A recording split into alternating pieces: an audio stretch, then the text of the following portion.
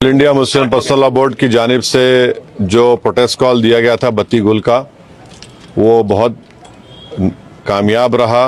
गैर मामूली उसका स्पॉन्टेनियस रिएक्शन रहा और ख़ास तौर से तेलंगाना, हैदराबाद और कर्नाटका से जो अभी तक हमारे पास रिपोर्ट्स आ रहे हैं, पूरे लोगों ने बिला लिहाज मज़हब मिल्लत इसका साथ दिया है। मैं उनका शुक्रिया अदा करता हूं।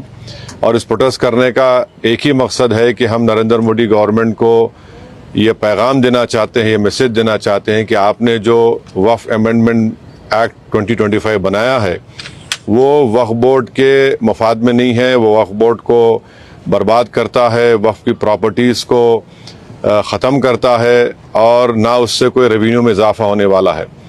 तो ये हमारा प्रोटेस्ट इसीलिए था और क्योंकि जो कानून बनाया गया वो अनकॉन्स्टिट्यूशनल है। हमारे संविधान के फंडामेंटल राइट्स के आर्टिकल 14, 15, 25, 26 और 29 का ग्रेव वायलेशन है। इसीलिए ये प्रोटेस्ट कॉल दिया गया है। आइंदा 1-2 हफ्ते के बाद ह्यूमन चेन का भी प्रोटेस्ट होगा, राउंड टेबल कॉन्फ्रेंस होंगी। तो ये हमारा प्रोटेस्ट उस वक्त तक चलता रहेगा जब तक नरेंद्र मोदी की हुकूमत इस बिल को वापस नहीं लेगी। मैं आप तमाम का शुक्रिया अदा करता हूं जिन्होंने इस बत्ती गुल प्रोग्राम में हिस्सा लिया।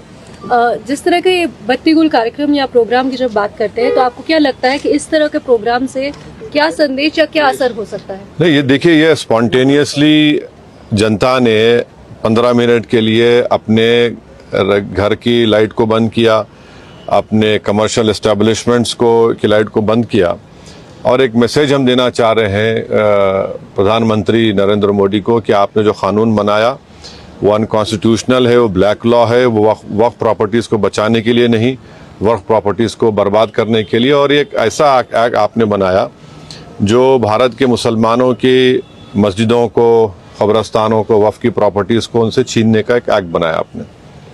जिस तरह का अभी माहौल बना हुआ है देश में, आतंकवादी जो घटना हुई है, आपने भी उसको कंडेम किया है, लेकिन ऐसे हालात में आपको लगता है कि देश में अगर अंदरूनी तौर पर इस तरीके से विरोध होगा? नहीं, देखिए, जहां तक पहलगाम में जो हुआ है उसको तो हम आउटराइटली कंडेम कर रहे हैं और करते रहेंगे। और हमने उस टेररिस्ट एक्ट को जिम्मेदार पाकिस्तान की इस्टेब्लिशमेंट, पाकिस्तान की सरकार को खड़ाया है और उन्हीं की पूरी सरपरस्ती में, उन्हीं की तायद, उन्हीं के सपोर्ट और फाइनेंशियल सपोर्ट से, मिलिट्री ट्रेनिंग से वो आतंकवादी पाकिस्तान से बॉर्डर क्रॉस करके पहलगाम तक आए और वहाँ पर उन्होंने 26 टूरिस्ट को जान ली। और सबसे अफसोसनाक और सबसे तकलीफदेह बात यह है कि उन्होंने उनकी फैमिलीज़ के सामने ख़वातीन को, महिलाओं को, बच्चों को अलग किया और मर्द लोगों को एक जगह खड़ा करके उनका रिलीजन पूछकर, जो हिंदू थे, उनको गोली मारी। तो वो तो कंडेमनेबल है, उस पर कोई डिस्कशन होने की ज़रूरत भी नहीं है। जहाँ तक हमारा ये प्रोटेस्ट है इस कानून के ख़िलाफ़, वो तो एक ऑनगोइंग प्रोटेस्ट था। और आपको मालूम होगा कि all India Muslim personal law board ने उस टेररिस्ट एक्ट को कंडेम किया और क़रीब 3 दिन तक हमने अपने प्रोटेस्ट को रोक के रखा। तो ये पहले से तयशुदा प्रोग्राम है। जहाँ तक देश की अखंडता, देश की इंटीग्रिटी की बात आएगी, उसमें तो कोई कॉम्प्रोमाइज़ नहीं हो सकता। सर, आज की सबसे बड़ी खबर caste census, national caste census, इस पे आपका क्या कहना है? आपने धन्यवाद भी दिया है, एक तरफ क्रेडिट लेने की बात हो रही है, एक तरफ बीजेपी कह रही है कि तो मैं आपसे रिक्वेस्ट करूँगा, कल सुबह बात करेंगे ना, अपन आराम से बात करेंगे।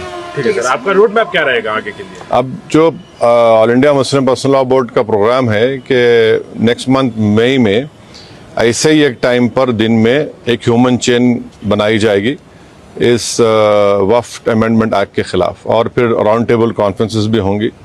तो बकरीद से पहले 6 जून तक ये प्रोटेस्ट प्रोग्राम चलेगा। बाद का program all India Muslim personal law board तय करेगी। कांग्रेस अपनी तरफ से जो है आंदोलन कर रही है, प्रोटेस्ट कर रही है, तो क्या एमआईएम क्या आंदोलन कर रही है? जैसे वो इंदिरा पार्क में भी एक प्रोटेस्ट करना चाह रहे थे और किस बारे में? इसी को लेकर।